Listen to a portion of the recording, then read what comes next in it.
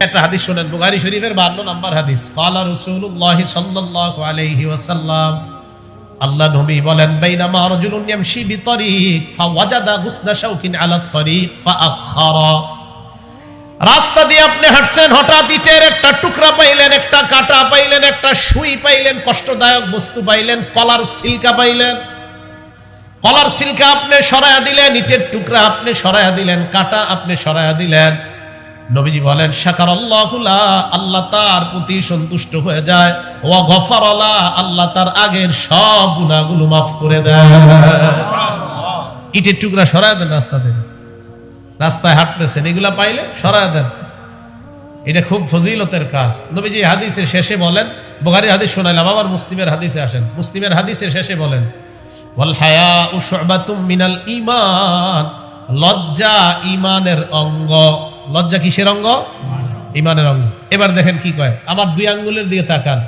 এখন একটা হাদিস শোনাবো, কিতাবের নাম আল জামিউস সগীর, হাদিস নাম্বার 1959 নাম্বার হাদিস, 1959। এই দুই আঙ্গুল মিলে আছে না? এটার নাম লজ্জা, এটার নাম ঈমান, অথবা এটার নাম ঈমান, এটার নাম লজ্জা। এবার আপনাদেরকে প্রশ্ন করি, একটা ঈমান আর একটা লজ্জা মিশে আছে না আলাদা? বলেন তো, ঈমান আর লজ্জা মিশে আছে না আলাদা? এবার দেখেন নবীজি কি বলেন, ইন্নাল হায়া ওয়াল ঈমান কুরিনা জামিআ। নবীজি বলেন, ঈমান আর লজ্জা এইভাবে দুইটা মিশে থাকার জিনিস। ঈমান আর লজ্জা এইভাবে মিশে থাকবে, দুইটা একটা আরেকটার সাথে থাকবে। এবার বলেন, মিশে আছে না আলাদা? নবীজি বলেন, ফাইদা রুফিআ আহাদুহুমা, একটা যদি উঠে যায়, রুফিআল আখর, আরেকটা আস্তে আস্তে উঠে যায়। আপনার লজ্জা যত কমবে, ঈমান তত উঠে যাবে। এই দেখেন, ঈমান আর লজ্জা এইভাবে থাকবে। আপনার লজ্জা কমতেছে, এই যে আস্তে আস্তে ফাঁকা হচ্ছে, আরো কমতেছে, ফাঁকা হয়ে গেছে, আরো কমতেছে, আরো ফাঁকা, আরো কমতেছে, আরো ফাঁকা, এক পর্যায়ে বেঈমান হয়ে যাবেন। লজ্জা ঈমান একসাথে থাকবে। করি না, ফাইদা রুফিআ আহাদুহুমা রুফিআল আখার, একটা উঠে গেলে আরেকটা উঠে যায়। আল্লাহ আমাদের সকলকে ঈমানের পাশাপাশি লজ্জাশীলতার গুণে বেশি গুণান্বিত হওয়ার তৌফিক দান করুন। আমিন। 6 নম্বর, যে ব্যক্তি যত বেশি লাজুক হবে, ওই ব্যক্তি তত দ্রুত আল্লাহর জান্নাতের মেহমান হবে। তিরমিজি শরীফ হাদিস নাম্বার 2009 নাম্বার হাদিস। ক্বালা রাসূলুল্লাহ সাল্লাল্লাহু আলাইহি ওয়াসাল্লাম, আল্লাহ নবী বলেন, আল হায়াউ মিনাল ঈমান ওয়াল ঈমানু ফিল জান্নাহ। দেখেন এবার, এটার নাম জান্নাত, এটার নাম ঈমান, এটার নাম লজ্জা। এই দেখেন, এটার নাম জান্নাত, এটার নাম ঈমান, এটার নাম লজ্জা। নবীজি বলেন, লজ্জা ঈমানের অঙ্গ। লজ্জা যত তোমার বাড়বে, ঈমানের পাওয়ার তত বাড়বে, তত দ্রুত জান্নাতে যাইবা। জান্নাত, ঈমান, লজ্জা, ঈমান, লজ্জা, ঈমান, জান্নাত। লজ্জা যত বেশি হবে, ঈমানের পাওয়ার বাড়বে, জান্নাতে তত দ্রুত যাবে। আল বাযাউ মিনাল জাফা ওয়াল জাফাউ ফিন নার। নির্লজ্জতা খারাপ স্বভাবের অন্তর্ভুক্ত, আর খারাপ স্বভাব ওয়ালা যত বেহায়া হবে, নির্লজ্জ হবে, তত দ্রুত জাহান্নামে যাবে। নাউজুবিল্লাহ। তাহলে ঈমানের পাওয়ার বাড়ে লজ্জার কারণে, আর যত ঈমানের পাওয়ার বাড়বে তত দ্রুত জান্নাত। সুবহানাল্লাহ। 7 নাম্বার, যেই ব্যক্তি যত বেশি লাজুক, আল্লাহ তাকে ভালোবাসে। হাদিস আল জামিউস সগীর, হাদিস নাম্বার 1662, 1662 নাম্বার হাদিস। ক্বালা রাসূলুল্লাহ সাল্লাল্লাহু আলাইহি ওয়াসাল্লাম, আল্লাহ নবী বলেন, ইন্নাল্লাহা ইযা আনআমা আলা আবদিন নি'মা আহাব্বা আইয়ুরা আসারান নি'মাতি আলাইহি। নবীজি বলেন, আল্লাহ যখন কোন বান্দাকে কোন নিয়ামত দান করে, ওই নিয়ামতটা আল্লাহ দেখতে চায়। বান্দাকে কোন নিয়ামত দান করলে নিয়ামতটা আল্লাহ দেখতে চায়। 1 কোটি টাকার মালিক আল্লাহ আপনাকে বানাইছেন, আল্লাহ চায় এই 1 কোটি টাকা থেকে আপনি কিভাবে দান করেন, এটা আল্লাহ দেখতে চায়। এটা দেখতে চায়। কোটিপতি যদি 1 লক্ষ টাকা দান করেন, এইভাবে আল্লাহ আপনি দেখতে চাইছেন, তাই আপনাকে দেখাইলাম। মানে আল্লাহকে, মানুষকে না, মানুষকে দেখার নাই, আল্লাহ আপনাকে কোটিপতি বানাইছে, তো আপনি আল্লাহকে দেখাইলেন।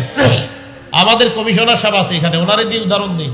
ওনাকে আল্লাহ কমিশনার বানাইছে, তো উনি এই ক্ষমতা, এটা আল্লাহর পক্ষ থেকে নিয়ামত। আল্লাহ চায় উনি এলাকার মধ্যে ন্যায় ইনসাফ প্রতিষ্ঠা করুক। আমরা চাই ওনার মাধ্যমে এলাকা থেকে মাদক সহ যত অপরাধ সব নির্মূল হবে। আল্লাহ চায়। তো আল্লাহ কাউকে যখন নিয়ামত দেয়, এই নিয়ামতটা আল্লাহ চায় আমি দেখতে চাই। তো রাসূল করিম সাল্লাল্লাহু আলাইহি সাল্লাম বললেন, বান্দার নিয়ামত আল্লাহ দেখতে চায়। এবার দেখেন কি কয়, ওয়ায়ুগিজুস সাইলাল মুলহিফা, নাসুর বান্দা হয়ে যারা ভিক্ষা করে তাদেরকে আল্লাহ অপছন্দ করে। নাসুর বান্দা, গাড়িতে বসে, আমি আলহামদুলিল্লাহ পড়াশোনা করার চেষ্টা করি গাড়িতে বসে থাকলেও, তো গাড়িতে বসে বসে পড়ি, তো প্রাইভেট কারের দরজায় এসে অনেক সময় ভিক্ষুকরা দেখবেন এমন করে ধাক্কা দেন। তো আপনি অনেক সময় খেয়াল করতে পারেন না, অনেকক্ষণ যদি না খোলেন দরজা, জোরে একটা মারে, যেতে যায়। নাসর বান্দা হয়ে যদি ভিক্ষা করে তাকে আল্লাহ অপছন্দ করে। ওয়ায়ুহিব্বুল হাইয়াল মুতাআফফিফা, যেই ব্যক্তি লজ্জার কারণে মানুষের কাছে চাইতে পারে না, অভাবী বান্দা লজ্জার কারণে চাইতে পারে না, এই বান্দাকে আল্লাহ ভালোবাসেন। লজ্জা, অভাব, অনটন আছে, লজ্জার কারণে কাউকে বলে না, যাকাত তাদেরকে খুঁজে খুঁজে দেওয়া উচিত। একে আল্লাহ ভালোবাসে, যার যত বেশি লজ্জা তাকে আল্লাহ তত ভালোবাসে। আমাকে, আপনাকে, আমাদের সকলকে আল্লাহ লজ্জাশীলতার গুণে গুণান্বিত হওয়ার তৌফিক দান করেন। 8 নাম্বার, যেই ঘরের নারী পুরুষের যত বেশি লজ্জা, ওই ঘরে আল্লাহ তত বেশি রহমত বরকত নাজিল করেন। বুখারী শরীফ হাদিস নাম্বার 6117 নাম্বার হাদিস। ক্বালা রাসূলুল্লাহ সাল্লাল্লাহু আলাইহি ওয়াসাল্লাম, আল্লাহ নবী বলেন, আল হায়াউ লা ইয়াতি ইল্লা বিখাইর। নবীজি বলেন, লজ্জা এমন একটা স্বভাব, এমন একটা গুণ, যেই ঘরের মধ্যে যত বেশি লজ্জা, যত বেশি লাজুকতা, ওই ঘরের মধ্যে ওই লজ্জা নামক গুণটা তত বেশি আল্লাহর পক্ষ থেকে কল্যাণ আর বরকত নিয়ে আসে। লজ্জা যত বেশি, ওই ঘরে রহমত বরকত তত বেশি হবে। ছেলে লাজুক, মেয়ে লাজুক, বাবা লাজুক, বউ লাজুক, সবাই লজ্জাশীল ঘরের মধ্যে লজ্জার কারণে গুনাহ করে না, ওই ঘরে আল্লাহ তত বেশি রহমত বরকত নাজিল করেন। 9 নাম্বার, বুখারী শরীফ হাদিস নাম্বার 6120 নাম্বার হাদিস। আমাদের নবীর আগে যত নবী, সব নবীরা সহ, আমাদের নবী সহ সমস্ত নবীরা উম্মতকে একটা কথা বলছে, কি? ক্বালা রাসূলুল্লাহ সাল্লাল্লাহু আলাইহি ওয়াসাল্লাম, ইন্না মিম্মা আদরাকান নাস মিন কালামিন নবুওয়াতিল উলা ইযা লাম তাস্তাহি ফাসনা মা শিতা। সব নবীরা তার উম্মতকে বলছে, তোমার লজ্জা না থাকলে তোমার যা মন চায় তুমি তা করো। লজ্জা না থাকলে তুমি 3 কোয়ার্টার পরবা, ভালো 3 কোয়ার্টার ঠিক আছে। লজ্জা না থাকলে এরপরে 2 কোয়ার্টার, এটা একটু খারাপ। হ্যাঁ, এরপরে উঠতে উঠতে এতটুকু প্যান্ট পরে। 18-19 বছরের ছেলেরা সমাজে এতটুকু প্যান্ট পরে কিনা? আরে আসে কিনা? এটা জায়েজ নাই ভাইও, যুবক ভাইয়েরা এতটুকু প্যান্ট পরেন না, এটা অন্যায়, এটা না জায়েজ। আর আপনারা যাদেরকে আইডল মনে করেন, যাদেরকে অনুসরণীয় ব্যক্তিত্ব, নায়ক নায়িকা মনে করেন, এই নায়ক নায়িকারা, এরার পোশাক কি বড় হয় না ছোট হয় দিন দিন? বলেন তো। এই কথা স্পষ্ট, যাদের পোশাক যত কমবে, মেয়েদের পোশাক যত কমবে, ছেলেদের পোশাক যত হাঁটুর উপরে উঠবে, মেয়েদের পোশাক আরো যত কমবে, ওই মেয়ে ওই ছেলে পুরা দুনিয়ার ভিতরে সবচেয়ে বেহায়া নির্লজ্জ, এতে কোনো সন্দেহ নাই। বেহায়া এতটুকু প্যান্ট কিভাবে পরে? আমি তো অবাক হয়ে যাই, হাউ ইজ ইট পসিবল, এটা কিভাবে সম্ভব? একটা ছেলে 18-19 বছর বয়স, ও কিভাবে এটা পরে? তো শরম লজ্জার ব্যাপার। এর কি শরম করে না? হুজুর কোনো ব্যাপার না, রিডিকিউলাস ম্যাটার, এটা একটা হাস্যকর ব্যাপার হুজুর। না, তোমার শরম করে না ইংলিশ মারাও আর প্যান্ট এই জায়গায় পরো? 18-19 বছর বয়স প্যান্ট পরে, তো নির্লজ্জতা, বেহায়া। ভাইও মনে রাখবেন, আপনার বয়স বালেগ হওয়ার পরে আপনি প্যান্ট পরা এটা হারাম, এটা জায়েজ নেই। আপনি কিভাবে হাঁটু দেখান? তো রাসূল করিম সাল্লাল্লাহু আলাইহি সাল্লাম বলেন, লজ্জা যখন না থাকে তোমার যা মন চায় তা করো। আল্লাহ আমাদেরকে হেফাজত করেন। তিরমিজি শরীফের 1080 নাম্বার হাদিস। ক্বালা রাসূলুল্লাহ সাল্লাল্লাহু আলাইহি ওয়াসাল্লাম, আল্লাহ নবী বলেন, আরবাউন মিন সুনানিল মুরসালিন, সমস্ত নবীদের সুন্নাত 4টা। দুনিয়ার মধ্যে যত নবী রাসূল সবার সুন্নাত হলো 4টা। সামনে ওলামারা ছাড়া অন্যরা বলেন তো সমস্ত রাসূলের সুন্নাত কয়টা? আরো জোরে। 1 নাম্বার আল হায়া, লজ্জা। 1 নাম্বার আল হায়া, লজ্জা। এই হাদিস নিয়ে আমি ভাবি যে সব রাসূলের সুন্নাত 4টা, 1 নাম্বারটাই লজ্জা। 1 নাম্বার লজ্জা। 2 নাম্বার তাআত্তুর, আতর, সুগন্ধি মাখা। 3 নাম্বার সিওয়াক, মেসওয়াক করা। 4 নাম্বার নিকাহ, বিয়ে করা। কয়টা সুন্নাত? 4টা। ওলামায়ে কেরাম ছাড়া অন্যরা বলেন 1, 2 আতর, 3, 4 বিয়ে করা। মনে থাকবে তো? আলেমদের তো মনে থাকবে, ওনারা পড়ছে। এই জন্য আপনারা যারা সাধারণ, আপনারা বেশি বলবেন ওনাদের চেয়ে। তাহলে সমস্ত নবীদের সুন্নত চারটা। 1 নাম্বার লজ্জা, 2 নাম্বার সুগন্ধি মাখা, 3 নাম্বার মেসওয়াক করা। মেসওয়াক করেন তো সবাই? ইনশাল্লাহ আওয়াজ কম হয়েছে, যাই হোক। তো আচ্ছা, প্রত্যেক নামাজে মেসওয়াক করা উচিত। 4 নাম্বার ওয়ান নিকাহ, বিয়ে করা। তো 1 নাম্বার লজ্জা, লজ্জাশীলতার গুণে আল্লাহ সকলকে গুণান্বিত হওয়ার তৌফিক দান করেন। 10, যেই জিনিসের লজ্জা যত বেশি হয় এই জিনিসের সৌন্দর্যতা তত বেড়ে যায়। মন দিয়ে শুনবো। তিরমিজি শরীফের 1974 নাম্বার হাদিস। বাংলাদেশ স্বাধীন হয়েছে কয় সালে? 1971। তিরমিজি শরীফের হাদিস নাম্বারটা 1974। মনে রাখা সহজ না? 1974। বাংলাদেশ স্বাধীন হয়েছে 1971, আর বলবেন তিরমিজি শরীফের হাদিসটা 1974। এই হাদিসে নবীজি কি বলে দেখেন। ক্বালা রাসূলুল্লাহ সাল্লাল্লাহু আলাইহি ওয়াসাল্লাম, আল্লাহ নবী বলেন, মা কানাল ফুহশু ফি শাইইন ইল্লা শানা। যে জিনিসের মধ্যে নির্লজ্জতা বেহাপনা যত বেশি, ওই জিনিসের গন্ধ, ওই জিনিসের ময়লা তত বেশি বেড়ে যায়। তাহলে মেয়েদের পোশাক যত ছোট হয় তার শরীরে ময়লা তত বাড়ে, পোশাক যত কমবে ময়লা বাড়বে। ওয়া মা কানাল হায়াউ ফি শাইইন ইল্লা জানা। যে জিনিসের মধ্যে লজ্জা বেশি ওই জিনিসের সৌন্দর্যতা বেড়ে যায়। আমাকে আপনারা বলেন, দোকানের মধ্যে যখন আপনারা স্যাম্পল দেখেন, স্যাম্পল দেখার পর এরপরে কেন বলেন গোডাউনের ত্যাগটা দেন? কেন ওটা নেন না? হ্যাঁ, স্যাম্পলটা দেখেই তো পছন্দ করছে, ওইটা নেন না, গোডাউনের ত্যাগটা দেন। তার মানে দামি যেটা এটা গোপন। দামিটা সবাই বলেন দামি। বলেন তো আসমান জমিনের মাঝে সবচাইতে দামি কে? সবচাইতে দামি কে? দেখি ওই যে দামি জিনিস গোপন থাকে। হ্যাঁ, আল্লাহ সবচেয়ে দামি তাই গোপন। আল্লাহ সবচেয়ে দামি তাই গোপন। হ্যাঁ, দেখবো আমরা জান্নাতে ইনশাআল্লাহ। এখান থেকে কি বোঝা যায়? দামি জিনিস গোপন থাকে। এবার আমি আপনাদেরকে বলবো দুনিয়ার সবচাইতে শ্রেষ্ঠ একটা সম্পদের কথা বলবো। তাহলে বলেন তো সবচেয়ে শ্রেষ্ঠ জিনিসটা কি গোপন থাকা দরকার না প্রকাশ? সবাই বলেন, এটাকে কি যত্ন করা দরকার না খোলামেলা রাখা দরকার? আমি আবার বলছি, দুনিয়ার শ্রেষ্ঠ একটা সম্পদের কথা বলবো। এই শ্রেষ্ঠ সম্পদটা কি যত্ন করা দরকার না খোলামেলা রাখা দরকার?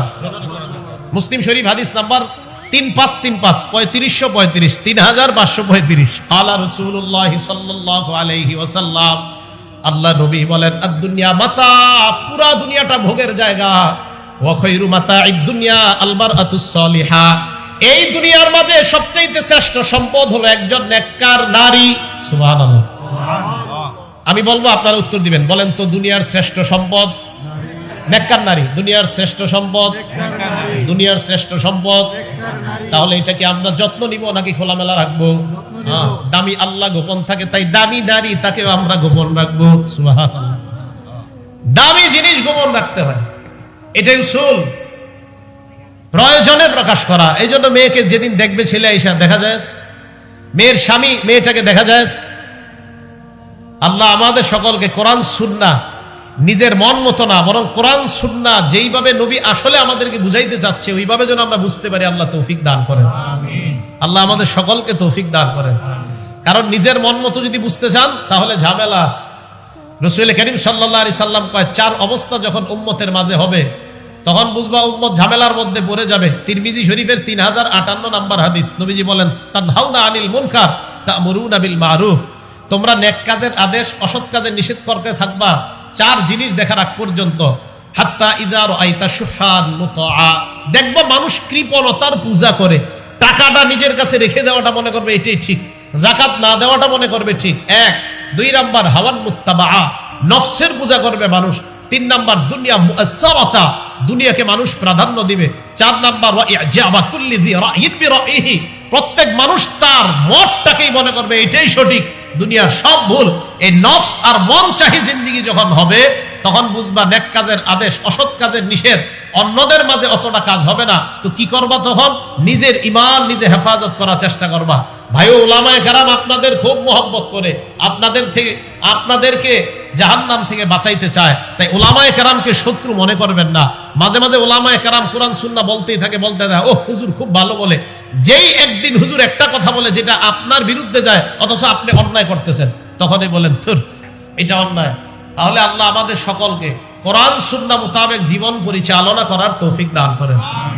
তাহলে 10টা কথা গেল। যেই জিনিসের লজ্জা বেশি এই জিনিসের সৌন্দর্য বেশি। এবার আসেন, লজ্জা 4 প্রকার। বলেন লজ্জা কয় প্রকার? 4 প্রকার। 1, আল হায়াউ মিনাল্লাহ, আল্লাহকে লজ্জা পাওয়া। 2 নাম্বার, আল হায়াউ মিনাল মালাইকা, ফেরেশতাদেরকে লজ্জা পাওয়া। 3 নাম্বার, আল হায়াউ মিনান নাস, মানুষকে লজ্জা পাওয়া। 4 নাম্বার, আল হায়াউ মিনান নাফস, নিজেকে লজ্জা পাওয়া। লজ্জা কয় প্রকার? 4 প্রকার। 1 নাম্বার আল্লাহকে লজ্জা পাওয়া, 2 নাম্বার ফেরেশতাকে লজ্জা পাওয়া, 3 নাম্বার মানুষকে লজ্জা পাওয়া, 4 নাম্বার নিজেকে লজ্জা পাওয়া। 1 নাম্বার কাকে লজ্জা পাওয়া? আজকে থেকে 2টা আয়াত সবসময় মনে রাখবেন। আয়াত মনে না রাখলেও চলবে, অর্থ মনে রাখলেই চলবে। প্রথম সূরা আলাক আয়াত নাম্বার 14। আপনি রাস্তা দিয়ে হাঁটছেন, শয়তান আপনাকে গুনাহ করাতে চাচ্ছে, শয়তান আপনাকে এদিক সেদিক নিতে চাইতেছে। আল্লাহ পাক রব্বুল আলামিনের ওই আয়াত সাথে সাথে কানে আনবেন যে আল্লাহ আমাকে বলছে সূরা আলাকের 14 নম্বর আয়াতে, আলাম ইয়ালাম বিআন্নাল্লাহ ইয়ারা, এই বান্দা, এই সে কি জানে না আমি তাকে দেখছি? এই সে কি জানে না আমি তাকে দেখছি? আপনি হাঁটছেন, গুনাহ করতেছেন, আপনি মদের বোতল নিলেন, আপনি মাদক, আপনি নেশা করবেন, আল্লাহ বলছেন এই বান্দা তুমি কি জানো না আমি তোমাকে দেখছি? আলাম বিআলাম, আল্লাহ দেখছে আমাকে আপনাকে। এই হলো 1 নাম্বার আয়াত। 2 সূরা কফ 16 নম্বর আয়াত, আল্লাহ বলেন ওয়ালাকাদ খালাকনাল ইনসানা ওয়া না'লামু মা তুওয়াসবিসু বিহি নাফসু, আমি মানুষ বানাইলাম, মানুষের অন্তর যা কুমন্ত্রণা দেয় আমি আল্লাহ জানি। আল্লাহ এত কিছু জানে, আমি কথা বলতেছি আরিফ বিন হাবিব, আল্লাহ কয় আমি জানি। এই মুখ বন্ধ, জিহ্বা দিয়ে আল্লাহরে কিছু বলছি, আল্লাহ কয় এটাও জানি। জিহ্বা বন্ধ, ঠোঁট বন্ধ, মনে মনে শুধু কল্পনা করছি, আল্লাহ কয় এটাও জানি। সব জানে। তখন বলেন ওয়ানাহনু আকরাবু ইলাইহি মিন হাবলিল ওয়ারিদ, তোমার শাহরগ এই দমনীরও আরো নিকটবর্তী আমি আল্লাহ। ভাইও রাস্তা দিয়ে হাঁটার সময় গুনাহ যখন করতে মন চাইবে, চিন্তা করবেন আল্লাহ বলছে এই বান্দা, আরে তুমি কি জানো না আমি তোমাকে দেখছি? গুনাহ ছেড়ে দেন, আজকে থেকে ছেড়ে দেন না, আমি সহ সবাই ছেড়ে দেই। আল্লাহ বলছে আমি তোমাকে দেখছি, তুমি কি দেখো না? আরে আমি তো জানি সব, তুমি কি করছো, কি ব্যাপার, তুমি কেন গুনাহ করছো? আল্লাহকে লজ্জা পাও। আল্লাহ আমাদের সকলকে আল্লাহকে যেন লজ্জা পাই আল্লাহ তৌফিক দান করেন। এবার আল্লাহকে লজ্জা পাওয়ার একটা দৃষ্টান্ত নেন। ইউসুফ আলাইহিস সালাতু ওয়াস সালাম আর জুলাইখা এক ঘরে। ইউসুফ আলাইহিস সালাম আর জুলাইখা এক ঘরের মধ্যে আছে। ইউসুফ আলাইহিস সালাতু ওয়াস সালাম আর জুলাইখা, আরে ওলামায়ে কেরামদের খেদমতে লাগাই দিয়েছে। ছাত্র কই? এ বেটা সামনে আসো। আল্লাহু আকবার, আলহামদুলিল্লাহ। রাসূল করিম সাল্লাল্লাহু আলাইহি সাল্লাম হাদিসের মধ্যে আল্লাহকে লজ্জা পাওয়ার ব্যাখ্যাও দিয়েছেন। আগে জানি আল্লাহকে লজ্জা পাওয়ার একটা দৃষ্টান্ত সূরা ইউসুফ আয়াত নাম্বার 23। ইউসুফ নবী আর জুলাইখা এক ঘরের মধ্যে আছে। আগাল্লাকাতিল আবওয়াব, দরজা লাগাই দিয়েছে সব। দরজা লাগিয়ে দেওয়ার পর জুলাইখা কয় ক্বালাত হাইতালাক, ইউসুফকে ডাক দিতেছে নিচের দিকে, কুমন্ত্রণা জানায়। ওরা ওয়াদাতুল্লাতি হুয়া ফি বাইতিহা আন নাফসি, ইউসুফ আলাইহিস সালাতু ওয়াস সালামকে ফুসলানো শুরু করলো জুলাইখা। ইউসুফ নবী চিন্তা করে দেখলেন আশেপাশে দরজা বন্ধ, জানালা বন্ধ, কেউ নাই। ইউসুফ নবীকে কেউ দেখে না, দেখে কে? আল্লাহ। ইউসুফ নবী বললেন ক্বালা মাআযাল্লাহ, আমি আল্লাহর আশ্রয় চাই। আল্লাহকে লজ্জা পাওয়া, এজন্য আল্লাহকে লজ্জা পাওয়া এটা খুব জরুরি বিষয়। আল্লাহ আমাদের সকলকে আল্লাহকে যেন আমরা লজ্জা পাই আল্লাহ তৌফিক দান করেন। তাহলে আল্লাহকে লজ্জা পাওয়ার 1 নম্বর প্রকার আল্লাহকে লজ্জা পাওয়া। আল্লাহকে লজ্জা পাওয়ার আবার 4 অর্থ। লজ্জা কয় প্রকার? 4 প্রকার। 1, আল্লাহকে লজ্জা পাওয়া। আল্লাহকে লজ্জা পাওয়া আবার 4 অর্থ। তিরমিজি শরীফ হাদিস নাম্বার 2458, 2458 নাম্বার হাদিস।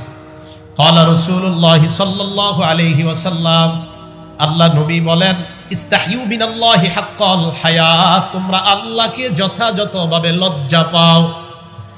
সাহাবারা বললেন ইন্না লানাস্তাহি মিনাল্লাহি ওয়ালহামদুলিল্লাহ, হুজুর আমরা তো আল্লাহকে লজ্জা পাই। আল্লাহকে লজ্জা পাওয়ার আবার কি অর্থ? নবীজি বললেন আল্লাহকে লজ্জা পাওয়ার অর্থ হলো 4টা। 1 নাম্বার আন তাহফাজুর রাসা ওয়া মা ওয়া, তোমার মাথা আর মাথার আশেপাশে যা এইগুলা তুমি গুনাহ থেকে বাঁচাইবা। আন তাহফাজুর রাসা ওয়া মা ওয়া, মাথা, মাথার আশেপাশে চোখ, নাক, কান, মুখ গুনাহ থেকে বাঁচাও। 1। 2 ওয়াল বাতনা ওয়া মা হাওয়া, পেট আর পেটের আশেপাশে যা এগুলা গুনাহ থেকে বাঁচাও। লজ্জাস্থান, পা, এগুলা গুনাহ থেকে বাঁচাও। তাহলে কমপ্লিট পুরো শরীর গুনাহ থেকে বাঁচানো। 1 মাথা, মাথার আশেপাশে যা আছে, নজরের গুনাহ করা যাবে না। মুখ দিয়ে মিথ্যা কথা বলা যাবে না। ভাইও এই জবানের কারণে আমাদের বেশিরভাগ মানুষ জাহান্নামী হবে, বলেন নাউজুবিল্লাহ। তিরমিজি শরীফের 2616 নম্বর হাদিস, 2616 নম্বর হাদিস, রাসূল করিম সাল্লাল্লাহু আলাইহি সাল্লাম বলেন, হাল ইয়াকুব্বুন নাস ফিন্নার আলা ওয়ুজুহিহিম আও আলা মানাখিরিহিম ইল্লা হাসাইদু আলসিনাতিহিম। মানুষ, বেশিরভাগ মানুষকে আল্লাহ মাথাটা নিচের দিকে দিবে, পাগুলা উপরের দিকে দিয়ে তাদেরকে ধাক্কাইতে ধাক্কাইতে আল্লাহ জাহান্নামে ফেলে দিবে। কেন? নবী বলেন শুধু এই মুখের কারণে অধিকাংশ মানুষ এইভাবে জাহান্নামী হবে। তো এক নাম্বার আল্লাহকে লজ্জা পাওয়া, জবান হেফাজত করা, নজর হেফাজত করা, নাক হেফাজত করা। আল্লাহ আমাদের সকলকে গুনাহ থেকে এই অঙ্গগুলা বাঁচানোর তৌফিক দান করেন। 2 নাম্বার আল বাতনা ওয়া হাওয়া, পেটের আশেপাশে যা এগুলা গুনাহ থেকে বাঁচানো।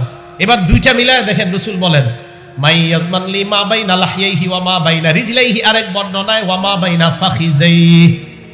নবীজি বলেন এই দুই চোয়ালের মাঝখানে যে জবান আছে, এই জিহ্বা যারা আমাকে গ্যারান্টি দিবা, জবান দিয়ে কাউকে তুমি কষ্ট দাও না, জবান দিয়ে কাউকে আঘাত করো না, জবান দিয়ে কারো গীবত করো না, জবান দিয়ে তুমি মিথ্যা কথা বলো না। নবী বলেন 1 নাম্বার জবানের নিরাপত্তা আমাকে দিয়ে দাও, 2 নাম্বার 2 রানের মাঝখানের লজ্জাস্থানের নিরাপত্তা আমাকে দিয়ে দাও। নবীকে যদি বলতে পারেন হুজুর আমি জবান দিয়ে গুনাহ করি না, লজ্জাস্থান দিয়ে আমি গুনাহ করি না, আল্লাহ নবী বলেন 2 জিনিসের গ্যারান্টি, নিরাপত্তা দিয়ে দাও, আজমান লাহুল জান্নাহ, আমি নবী তাকে জান্নাতে নেওয়ার জিম্মাদার হয়ে গেলাম। আমি আল্লাহর কাছে বলে তাকে জান্নাতে নিব। তাহলে 1 নাম্বার মাথার আশেপাশে যা গুনাহ থেকে বাঁচানো, 2 নাম্বার পেটের আশেপাশে গুনাহ থেকে বাঁচানো। এই 2 জায়গার দ্বারা কি বোঝা যায়? কমপ্লিট পুরা বডি গুনাহ থেকে বাঁচানো।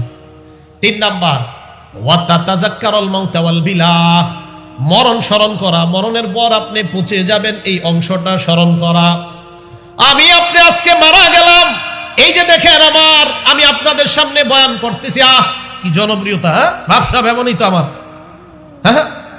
আমি কালকে মারা যাবো, শেষ, কালকে এই একটু পরে মারা যাবো, কালকে এই মুহূর্তে 1 দিন, পরের দিন 2 দিন, পরের দিন 3 দিন। বিশ্বাস করেন 3 দিন পরে আপনারা যার যার মতো কাজ শুরু করবেন। 4 দিনের দিন আরিফ বিন হাবিবের জন্য কিছু একটা করা দরকার, আচ্ছা 7 দিনের দিন ভুলে গেছেন। 1 মাস পরে সবাই সবার মতো, 1 বছর পরে কিসের কে আরিফ বিন হাবিব, কোথায় কে সে কি, সব শেষ। ওয়া তাতাযাক্কারুল মাউত ওয়াল বিলা, তুমি মরে যাইবা, মরার পর পচে যাইবা, ওটা নিয়ে ভাবো। এটাই তো সত্যি কথা। আমি আপনি মারা যাওয়ার পর আমার সন্তানাদি, আমার আত্মীয় স্বজন আমাদেরকে দাফন করে দিবে। দাফন করে দেওয়ার পর একটু বলবে এই সে ভালো ছিল, সেই ছিল, সেই ছিল, 2 দিন 3 দিন, আস্তে আস্তে সবাই সবার মতো চলবে। আপনার বাড়ি গাড়ি সব রয়ে গেল। এটা নিয়ে ভাবেন যে আমি যা কামাই করেছি, যা উপার্জন করেছি, সব রয়ে গেল, আমি কবরে চলে গেলাম। ভাইও আজকে থেকে ভাবেন, আজকে রাতে মাথাটা বালিশে লাগান, একটু সময়ের জন্য ল্যাপটা মুড়ি দেন, কম্বলটা মুড়ি দিয়ে চোখটা খোলেন, দেখবেন আপনি অন্ধকার, কিছু দেখা যায় না। চোখ খোলেন, ল্যাপ মুড়ি দিয়ে, কাঁথা মুড়ি দিয়ে চোখ খোলেন, লাইট অফ, দেখবেন কিছু দেখা যায় না। তখন ভাববেন আচ্ছা আমার লাশটা কবরে রাখলো কামরাঙ্গীরচরের জনগণ, রাখার পর আমার লাশের উপরে বাঁশ দিল, বাঁশ দেওয়ার উপরে আবার মাটি দিল, আচ্ছা আমি তো কিছু দেখতে পাবো না, আচ্ছা অন্ধকার, ব্যাপারটা কি? ইমানদার হলে কবর আল্লাহ আলোকিত বানায় দিবে। ভাই কথাগুলা ভাবেন। নবীজি বললেন আল্লাহকে লজ্জা পাওয়ার 3 নাম্বার অর্থ তাতাযাক্কারুল মাউত ওয়াল বিলা, তুমি মারা যাইবা এটা চিন্তা করো, পচে যাইবা চিন্তা করো। 4 ওমান আরাদাল আখিরাতা তারাকা জিনাতাদ দুনিয়া, আখিরাতের স্মরণে দুনিয়ার চাকচিক্য বিসর্জন দেওয়া। কামরাঙ্গীরচর দিয়ে আপনি হাঁটছেন, হঠাৎ একটা 10 তলা 5 তলা বাড়ির দিকে তাকাইলেন আর চিন্তা করলেন আমারও যদি হইতো। চিন্তা করতেছেন, এখন মনে করেন কি করবেন? তখন আখিরাত চিন্তা করবেন, আখিরাতে আল্লাহ আরো বড় দিবে, সুবহানাল্লাহ। এই চিন্তায় দুনিয়ার চাকচিক্য বিসর্জন দেওয়া। নবী বলেন মাথার আশেপাশ গুনাহ থেকে বাঁচানো, পেটের আশেপাশ গুনাহ থেকে বাঁচানো, আখিরাত কবরের কথা স্মরণ করা। 4 আখিরাতের চিন্তায় দুনিয়ার চাকচিক্য বিসর্জন দেওয়ার গুণ। এই 4টা যার মাঝে অর্জন হয়ে যাবে প্রাত্যহিক প্রতিদিনের জীবনের মধ্যে, ফাকাদ ইস্তাহইয়া মিনাল্লাহি হাক্কাল হায়া, সে আল্লাহকে যথাযথ লজ্জা পাইবে। 2 নাম্বার আল হায়া মিনাল মালাইকা, ফেরেশতাদেরকে লজ্জা পাওয়া। সূরা ইনফিতরের আয়াত মনে রাখবেন, ওয়া ইন্না আলাইকুম লাহাফিজিন কিরামান কাতিবিন। এই যে আমি আপনি হাঁটছি, এখন থেকে আমরা নিয়ত করব যে হাঁটতেছি। আল্লাহ বলেন ওয়া ইন্না আলাইকুম লাহাফিজিন, তোমাদের সাথে সংরক্ষণকারী ফেরেশতা আছে, কিরামান কাতিবিন, সম্মানিত লেখকগণ। আমি আপনি টেলিভিশনের দিকে তাকাইলাম, ফেরেশতা লিখে ফেলছে। আমি আপনি নারীর দিকে একবার তাকানোর পর নজর নিচের দিকে করলাম, ফেরেশতা গুনাহ লেখে নাই। আবার তাকাইলাম, লিখে ফেলছে। প্রথমবার তাকাইলাম, নিচে তাকাইলাম, লিখে নাই। আবার তাকাইলাম, লিখে ফেলছে। ইয়ালামুনা মা তাফআলুন, যা করছো করে ফেলছে। ভাবেন না আজকে থেকে ভাবনাটা, আচ্ছা আল্লাহ আমাকে দেখে, এটাও আবার আল্লাহর লেখকগণ আমার সব কর্মকাণ্ড লিখে ফেলতেছে। ইন্না লিল্লাহ, আমার হবে কি? আল্লাহ বলে কি আর হবে? 15 নম্বর পারা 2 নম্বর পৃষ্ঠা খোলো, খোলার পর এটা পড়বা যে আমি আল্লাহ কুল্লা ইনসানিন আলজামনাহু তাইরাহু ফি উনুকি, আমি তোমার গলার মধ্যে ছোট্ট একটা খাতা মেমোরি কার্ড ঝুলিয়ে দিয়েছি। ওয়ানুখরিজু লাহু ইয়াউমাল কিয়ামাতি কিতাবা, কিয়ামতের মাঠে আমি আল্লাহ এটা খুলবো। ইয়ালকাহু মানশুরা, বান্দা ওইটাকে দেখতে পাবে খোলা অবস্থায়। দেখার পর কি হবে? আল্লাহ বলেন ওই বান্দা দেখা বলবে মালি হাযাল কিতাব লা ইগাদিরু সগীরাতাও ওয়ালা কাবীরাতান ইল্লা আহসাহা। নাউজুবিল্লাহ, ইন্না লিল্লাহি। আমলনামার কি হলো? ছোট বড় সব দেখি এই জায়গায় লেখা আছে। আল্লাহ আমি ওই দিনই অপরাধটা করছি, এটাও লেখা এই জায়গায়। ভাইও ছাড় দেওয়া হবে না। এই জন্য আমি আপনি যা করছি সব লিপিবদ্ধ হয়ে যাচ্ছে। তবে তাফসীরের কিতাবে আজীব একটা কথা আমি পেয়েছি, প্রতিদিন আমরা যা করি রাতে এটা আল্লাহর কাছে পেশ করা হয়। সহিফা আসছে হাদিসের মধ্যে, পেশ করার পর কি তাফসীরে আসছে, সহিফা পেশ করার পর আল্লাহ প্রথম পৃষ্ঠা খোলে, ওখানে ইস্তেগফার, শেষের পৃষ্ঠা ওখানে ইস্তেগফার, মাঝখানের গুলা আর দেখে না, আল্লাহ দিয়ে দেয়। ফেরেশতা বলে আল্লাহ লেখলাম তো এত কিছু, আর তো দেখলেন না। এটা তাফসীরের একটা বর্ণনা। এই কথা বলার পর আল্লাহর পক্ষ থেকে বলা হয় আমি তো জানি কি করেছে না করেছে। প্রথম পৃষ্ঠায় ভালো লেখা, শেষ পৃষ্ঠায় ভালো লেখা, মাঝে কিছু ভুলভ্রান্তি বান্দার হয়ে গিয়েছে, আমি আল্লাহ সব মাফ করে দিচ্ছি। তো বলতেছিলাম আমার আপনার আমল নামাটা ফজরের মাধ্যমে যেন শুরু হয়, এশার মাধ্যমে যেন শেষ হয় দিনটা। কথা বুঝে আসছে? তাহলে আমাদের আমল নামায় শুরুতে ফজর, শেষে এশা হবে। হ্যাঁ, মাঝের নামাজ তো ছাড়াই যাবে না, বাকি এদিক সেদিকের ভুলগুলা আল্লাহ চাইলে মাফ করে দিবেন। তো বলতেছিলাম ফেরেশতাদেরকে লজ্জা পাওয়া 2। 3 নাম্বার ওয়াল হায়াউ মিনান নাস, মানুষকে লজ্জা পাওয়া। আজীব একটা হাদিস শোনাই মানুষকে লজ্জা পাওয়ার। বুখারী শরীফের 7 নম্বর হাদিস। দেখেন, আমরা কি মুসলমান না অমুসলমান? সবাই বলেন মুসলমান না অমুসলমান? নবীজির কাছে বাদশাহ হিরাক্লিয়াসের একটা চিঠি গেছে, বাদশার কাছে নবীজির একটা চিঠি গেছে। চিঠির মধ্যে বাদশাহ হিরাক্লিয়াসকে আল্লাহ রাসূল দাওয়াত দিয়েছে ইসলামের দিকে। আদউকা বিদিআয়াতিল ইসলাম, আমি আপনাকে ইসলামের দাওয়াত দিয়েছি। আসলিম তাসলাম, ইসলাম গ্রহণ করেন, নিরাপত্তা লাভ করবেন। যদি আপনি ইসলাম গ্রহণ না করেন ফাইন্না আলাইকা ইসমাল আরিসিয়িন, তাহলে আপনার প্রজাদের যত গুনাহ আছে সব আপনার উপর যাবে। কমিশনার সাহেব, আপনার এলাকারে আপনি ঠিক করতে হবে। হ্যাঁ ইনশাল্লাহ, তাহলে আপনি কিন্তু ইনশাল্লাহ লিডিং দিতে পারবেন জান্নাতে যাওয়ার। ইনশাল্লাহ ইনশাল্লাহ ওনার নেতৃত্বে যদি ইনশাল্লাহ এলাকা ঠিক হয়ে যায়, কিয়ামতের মাঠে ইনশাআল্লাহ উনি উপস্থাপন করতে পারবে আল্লাহ আমি আমার দায়িত্বের আমানত রক্ষা করেছি, এটা বলতে পারবে। এবং এই দায়িত্ব হতে পারে ওনাকে জান্নাতি বানায় দিবে, আমানত রক্ষা করা। তো দেখেন রাসূল করিম সাল্লাল্লাহু আলাইহি সাল্লামের চিঠি গেছে বাদশাহ হিরাক্লিয়াসের কাছে। যাওয়ার পর নবী বললেন আমি আপনাকে ইসলামের দিয়ে আহ্বান করলাম, দাওয়াত দিলাম, ইসলামের দিকে দাওয়াত দিলাম। আপনি ইসলাম গ্রহণ করেন, আপনি নিরাপত্তা লাভ করবেন। আপনার যদি ইসলাম গ্রহণ করতে না পারেন, আপনি যদি না করেন, আপনার দেখা দেখি আপনার প্রজারাও ইসলাম গ্রহণ করবে না, তাদের গুনাহ কিন্তু আপনার উপর বর্তাবে যদি তারা আপনার উপর অনুসরণ করে গুনাহ করে। তো এই কথা বলার পর বাদশাহ হিরাক্লিয়াস চিঠি পড়ার পর বলল আচ্ছা এই জায়গায় কি মক্কার কেউ আছে যাদেরকে এই নবীর ব্যাপারে কিছু জিজ্ঞাসা করা যায়? হ্যাঁ বাদশাহ, আবু সুফিয়ান নামে এক ব্যবসায়ী এই এলাকায় আসছে, আপনি বললে তাকে ডাকতে পারি। কয় ডাকো। এই জায়গাটা মন দিয়ে শোনেন, আবু সুফিয়ান রাদিয়াল্লাহু তাআলা আন তখনও মুসলমান হয় নাই। আবু সুফিয়ান রাদিয়াল্লাহু তাআলা আনহুকে ডাকছে, সামনে বসাইছে আবু সুফিয়ানকে, পিছনে ওনার সব সাথী যারা আছে তাদেরকে, সবাই কাফের, সবাই কাফের। বাদশাহ দুভাষী একজন, যেই ব্যক্তি আরবিও বুঝে বাদশার ভাষাও বুঝে। বাদশাহ তাকে বলল তাকে বলো আমি যা যা বলবো সব যেন সত্য কথা বলে। এবার বাদশাহ তাকে বলো আমি তাকে কোনো প্রশ্ন করলে ফাইন কাযাবানি, আবু সুফিয়ান যদি মিথ্যা বলে। আবার বলছি, বাদশাহ বলতেছে তাকে বলো এই আবু সুফিয়ানকে নবীর ব্যাপারে যা বলবো যদি মিথ্যা বলে কাযযিবুহু, পিছনে যারা আছে তারা যেন সাথে সাথে বলে এই তুমি মিথ্যা বলছো। উনি মিথ্যা বললে পিছনে সবাই বলবে এই তুমি মিথ্যা বলছো। তো আবু সুফিয়ান কয়, এই কথা বলার পর ভাই এই জায়গাটা স্বর্ণ অক্ষরে লিখে রাখার মতো, কয় লাউলাল হায়া, লাউলাল হায়া, লাউলাল হায়া মিন আইয়াসিরু আলাইয়া কাযিবান লা কাযাবতু আনহু। আমার ভিতরে এত লজ্জা কাজ করলো, ছি ছি ছি, মুহাম্মাদের নামে যদি একটা মিথ্যা বলি মক্কায় যাওয়ার পর আমার পিছে যারা আছে আজকে হয়তো কিছু বলবে না, আমি লিডার দেখা, তখন আমাকে বলবে আবু সুফিয়ান তুমি মুহাম্মাদের নামে, তখনও তো তারা মুসলমান না তাই মুহাম্মদ বলছে, মুহাম্মাদের নামে তুমি ওই দিন কিভাবে মিথ্যা কথাটা বললা। আবু সুফিয়ান একজন কাফের, তখনও মুসলমান হয় না, তিনি বলেন আমি লজ্জার কারণে যে ছি মানুষ কি বলবে, শুধু লজ্জার কারণে নবীর নামে সেদিন একটা মিথ্যা কথা বলতে পারিনি। বলেন তো একজন কাফের কি কারণে মিথ্যা বলে নাই? লজ্জায়। বলেন একজন কাফের কি কারণে মিথ্যা বলে নাই? আমরা কাফের না মুসলমান? মিথ্যা বলিনি? কি পরিমাণ মিথ্যা বলি দেখছেন, কি আজীব কথা। একজন অমুসলমান লজ্জায় উনি মিথ্যা কথা বলে না। আল্লাহ আমাদের সকলকে লাজুকতা, লজ্জার গুণে গুণান্বিত হওয়ার তৌফিক দান করেন। তাহলে মানুষকে লজ্জা পাওয়া জানলাম। 4 আল হায়াউ মিনান নাফস, নিজেকে লজ্জা পাওয়া। নিজেকে লজ্জা পাওয়ার কয়েকটা দৃষ্টান্ত। 1 নাম্বার, নিজেকে লজ্জা পাওয়ার দৃষ্টান্ত, নবীজি সাল্লাল্লাহু আলাইহি ওয়াসাল্লাম এক মাঠের সামনে দিয়ে রওনা করলেন। উলামায়ে কেরাম সহ অন্য যারা আছি, মাদ্রাসার ছাত্র যারা আছি, এই ইবারতটা ভালো করে শুনবো। নাসাই শরীফের 406 নম্বর হাদিস। নবীজি এক ব্যক্তিরে দেখে খোলা মাঠে গোসল করতেছে, খোলা মাঠে গোসল করে। এই দৃশ্য দেখার পর নবী মিম্বরে দাঁড়াইলেন। দাঁড়ানোর পর বললেন, হে জনগণ, ইন্নাল্লাহা হাইয়ুন হালিমুন সিত্তিরুন ইউহিব্বুল হায়া ওয়াস সিতরা ওয়াস সাতরা। নবী সাল্লাল্লাহু আলাইহি সাল্লাম বললেন, হে জনগণ, আল্লাহ লাজুক, সুবহানাল্লাহ। আল্লাহ হালিম, সহনশীল।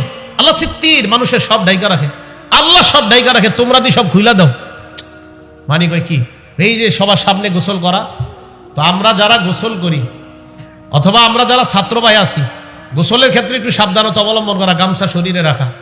বোক এই বোক যত বেশি দেখে মানুষ, নজর যদি লেগে যায় মেধা কমতে থাকবে।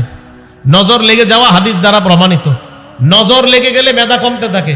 হ্যাঁ, বিশ্বাস করেন, আমার আপনজনরা ছাড়া গত 15 বছর আমার শরীর কেউ দেখছে কিনা আমার মনে নেই।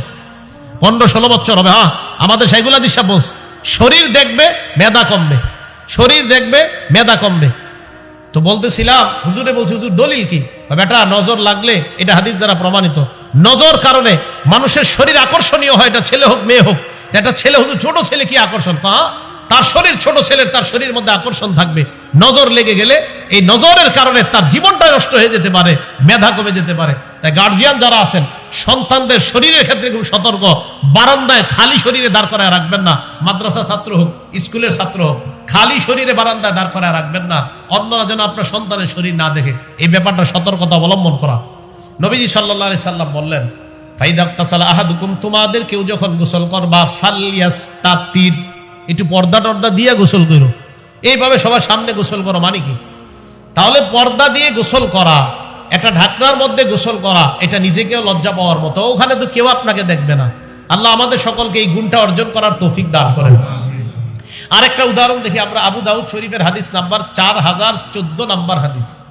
এই হাদিসের মধ্যে একজন সাহাবা আছে, নাম জারহাদ। বলেন কি নাম? জারহাদ। এটা হাসির ঘটনা। জারহাদ রাদিয়াল্লাহু তাআলা আনহু বলেন, জালাসা রাসূলুল্লাহ সাল্লাল্লাহু আলাইহি ওয়াসাল্লাম ইনদানা ওয়া ফাখিজি মুনকাশিফা। জারহাদ রাদিয়াল্লাহু তাআলা আনহু বলেন, আল্লাহ নবী আমাদের সামনে বসা, আমার রান খোলা। জারহাদ রাদিয়াল্লাহু তাআলা আনহু বলেন, আমার রান খোলা, নবী আমাদের সামনে বসা। নবী আমার দিকে তাকায় বললেন, ছি ছি, আমা আলিমতা আন্নাল ফাখিজা আওরা, তুমি কি জানো না রান সতরের অন্তর্ভুক্ত? এই মিয়া, রান ঢাকো। তাহলে এই হাদিস দ্বারা বুঝলাম রান পুরুষের সতর না সতরের বাহিরে, এটা ঢাকতে হবে, না ঢাকলে গুনাহ হবে। নবীজি বললেন, আমা আলিমতা আন্নাল ফাখিজা আওরা, এই তুমি জানো না রান ঢেকে রাখতে হয়? আওরাত মানে ঢেকে রাখার জিনিস, আওরাত মানে ঢেকে রাখার জিনিস, এটা ঢেকে রাখতে হয়, জানো না? এই জন্য মনে রাখবেন, সতর আর আওরাতের মধ্যে পার্থক্য কি বলেন তো? সতর আর আওরাত, সতর বলা হয়, মনে করেন মা বোনদেরকে দিয়ে বুঝাই, মা বোনদের সতর কোনটা, আওরাত কোনটা? মা বোনদের সতর বাবার সামনে যা খোলা রাখা যায়, মামার সামনে যা খোলা রাখা যায়, মায়ের সামনে যা, বাবা ভাইয়ের সামনে যা খোলা রাখা যায়, চাচার সামনে একটা মেয়ে যা খুলতে পারে এটার নাম সতর, অন্যের সামনে যা খুলতে পারে না মেয়ে এটার নাম আওরত। তাই অন্য পুরুষের সামনে মেয়ে চেহারা ঢেকে রাখা এটার নাম আওরত, বাবার সামনে চেহারা খোলা রাখা এটার নাম সতর। তো কোনো মেয়ে যদি চেহারা খুইলা কোন শপিং মলে চাকরি করে এটার নাম কখনো আওরত হবে না, এটা সতর হবে। আর বুঝতে হবে এই মেয়েটাকে ওই শপিং মলওয়ালা মূলত মেয়ের দুর্বলতার মধ্যে যে মেয়েটা একটু চাকরি করে টাকা স্বাবলম্বী হোক, এটা যদি তার মাকসাদ হয় এটা ভালো কথা, কিন্তু তার মাকসাদ এটা না। মেয়েকে ওই দোকানে চাকরি দেওয়ার অর্থ তার মাকসাদ যে এই জায়গায় কাস্টমার আকর্ষণ করা, তার মানে ওই মেয়েটাকে তার দোকানের পণ্য হিসেবে সে ব্যবহার করছে। এটা পণ্য, নারীকে সম্মান দেয় না। এটা যদি সত্যি হয় নারীর প্রতি তার যে না মেয়েটা অসহায় দুর্বল একটু টাকা পয়সা পাক, এটা ভালো কথা। কিন্তু যদি না উদ্দেশ্য হয়, তা আপনি তো একটা কালা মেয়ের চাকরি দেন না আপনার শপিং মলে, হ্যাঁ? আপনি একটা কালো মেয়ের চাকরি দেন, অসহায় দুর্বল কালো মেয়ের, তা তো দেন না। আমাদেরকে বুঝান, এটা কালো অসহায় মেয়ে, কি কালো অসহায় মেয়ে নাই বাংলাদেশে? একটা কালো অসহায় মেয়ের চাকরি দেন। ওই দোকানদাতা ভালো করে জানে এরে বসাইলে কাস্টমার আসবে না। তাহলে কি এই মেয়েটারে কি বলেন, তার প্রতি কি আপনার অনুগ্রহ করা হলো না তাকে পণ্য বানানো হলো? হ্যাঁ মা বোনরা আমার কথা বুঝার চেষ্টা করবেন, এখানে আপনাকে পণ্য বানানো হয়, আপনার সৌন্দর্যতাকে পণ্য বানানো হচ্ছে। তো বলতেছিলাম রাসূল করিম সাল্লাল্লাহু আলাইহি সাল্লাম বললেন, আমা আলিমতা আদনাল ফাখিজা আওরা, তুমি কি জানো না রান ঢেকে রাখতে হয়? আল্লাহ আমাদের সকলকে রান সর্ব অবস্থায় যেন আমরা ঢেকে রাখতে পারি, আল্লাহ তৌফিক দান করেন। এবার আবু দাউদ শরীফের 4015 নম্বর হাদিস শোনেন। এই হাদিসটা লিখে রাখার মতো শেষের অংশটা, আগে প্রথম অংশ শোনেন, শেষের অংশটা ঘরে টানা রাখবেন ডেলি, তাহলে আপনার দ্বারা এই গুনাহ আর হবে না। ক্বালা রাসূলুল্লাহ সাল্লাল্লাহু আলাইহি ওয়াসাল্লাম, আল্লাহ নবী হযরতে আলীকে বললেন, আলী লা তাকশিফ ফাকিজাকা, তুমি তোমার রান কখনো খুলবা না। এরপর নবী বলেন, ওয়ালা তানজুর ইলা ফাকিজি হাইয়িন, কোন জীবিত ব্যক্তির রানের দিকে তুমি তাকাইবা না, জীবিত ব্যক্তির রানের দিকে তাকাইবা না। দেশ গ্রামের মানুষ কাঁচা দিয়া খেতে কাজ করে, রে পুরো অবস্থা খারাপ। ওয়ালা তানজুর ইলা ফাকিজি হাইয়িন, তুমি জীবিত ব্যক্তির রানের দিকে তাকাইবা না। আচ্ছা এটা ভালো কথা, জীবিত ব্যক্তির রান দেখা জায়েজ নেই, বুঝে আসছে। নবী শেষে যেটা বললেন এটা ঘরে ঠেলি দরজায় টানা রাখবেন, দেখবেন বাইর হইবেন, ঢুকবেন আর দেখবেন। নবীজি বলেন, ওয়ালা তানজুর ইলা ফাকিজি মাইয়িতিন, মরা ব্যক্তির রানের দিকেও তাকাইবা না।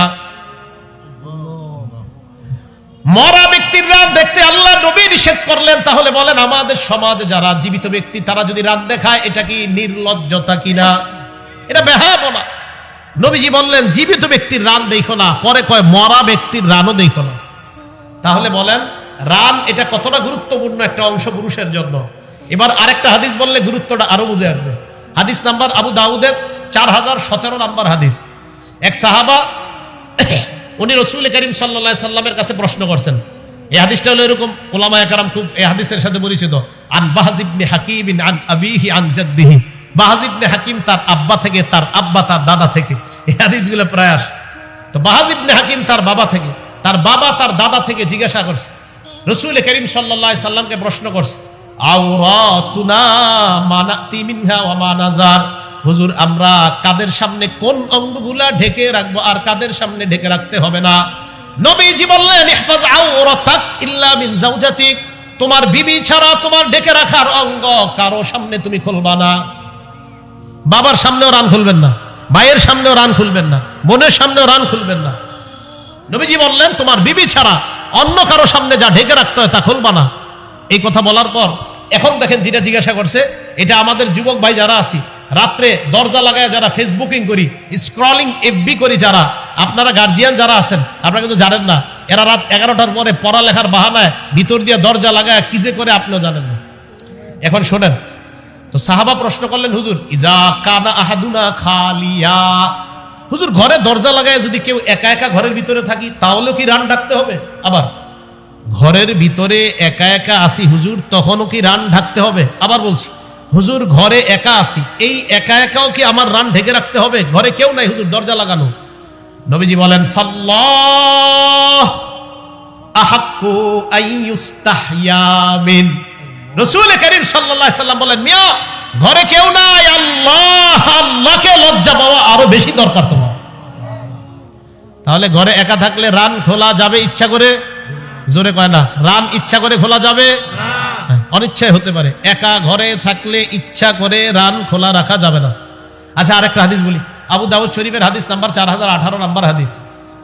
এই হাদিসটাও সবার জন্য। ক্বালা রাসূলুল্লাহ সাল্লাল্লাহু আলাইহি ওয়াসাল্লাম, আল্লাহ নবী বলেন, লা ইয়ানজুরুর রাজুলু ইলা উরিয়াতির রাজুল, কোন পুরুষ অন্য পুরুষের লজ্জাস্থানের দিকে তাকাবে না। ওয়ালাল মারআতু ইলা উরিয়াতিল মারআ, কোন নারী অন্য কোন নারীর লজ্জাস্থানের দিকে তাকাবে না। এরপর নবীজি কি বলে দেখেন, ওয়ালা ইউবজির রাজুলু ইলা রাজুলি ফি সাওবিন ওয়াহিদ, এক পুরুষ আরেক পুরুষের সাথে এক কাঁথার নিচে, এক কম্বলের নিচে, এক লেপের নিচে ঘুমাবে না। হ্যাঁ, যারা আছেন, দুই ছেলেকে এক লেপের নিচে ঘুমাইতে দিয়েন না। দুই ছেলেকে এক লেপ, এক কম্বল, এক কাঁথার নিচে ঘুমাইতে দিয়েন না। ভাইয়েরা শুনেন, ছোটবেলা থেকে 5-6 বছর থেকে ছেলের কম্বল লেপ আলাদা করে দেন, দুইজনের আলাদা করে দেন। এরপরে নবী বলেন, ওয়ালা তুফজিল মারআতু ইলাল মারআতি ফি সাওবিন ওয়াহিদ, এক মেয়ে আরেক মেয়ের সাথে এক কাঁথা, এক কম্বলের নিচে ঘুমাবে না। এই আমল ঘরে চালু করেন। কয়েকটা অপশন হতে পারে, পারলে খাট আলাদা করেন দুইজনের, না পারলে এক খাটের মধ্যে মাঝখানে কোল বালিশ আর আলাদা তাদেরকে কাঁথা কম্বল দিয়ে দেওয়া। ইনশাল্লাহ 5-6 বছর বয়স থেকে ছেলে মেয়ে লজ্জাশীলতার গুণে গুণান্বিত হয়ে তারা ইনশাল্লাহ বড় হবে। কথাটা মনে থাকবে? তাহলে বলেন তো, দুই পুরুষ এক কাঁথা, এক কম্বল, এক লেপের নিচে দুই ছেলেকে কি ঘুমাইতে দিবেন? না ভাই, আমাদের নবীজি নিষেধ আসছে, দিয়েন না। এটা নির্লজ্জতা বাড়ে, দিয়েন না। আপনার দুইটা লেপ, দুইটা কম্বল, দুইটা কাঁথা আপনি কিনে নেন। আর যদি বলেন হুজুর শীতকালে 2 লেপ কেনার সামর্থ্য নাই, 2 কাঁথা দিয়ে তখন উপরে লেপ দেন। 2 কাঁথা দুইজনে গায়ে দিবে, উপরে লেপ থাকতে পারে। 2 কাঁথা 2 ছেলে গায়ে দিবে, উপরে লেপ থাকবে দুজনের উপরে, এটা হতে পারে। এটা রাসূলের এই হাদিসটা পালন করার চেষ্টা করব, তাহলে নির্লজ্জতা থেকে বাঁচতে পারবো, বেহায়াপনা থেকে বাঁচতে পারবো, লজ্জাশীলতার গুণে গুণান্বিত হতে পারবো। আল্লাহ পাক রব্বুল আলামিন আমাদের সকলকে লজ্জাশীলতার গুণে গুণান্বিত হওয়ার তৌফিক দান করেন। আলোচনা শেষ হয়নি, তো লজ্জাশীলতার গুণ এটা আমরা যেন সকলে অর্জন করতে পারি, আল্লাহ তৌফিক দান করেন।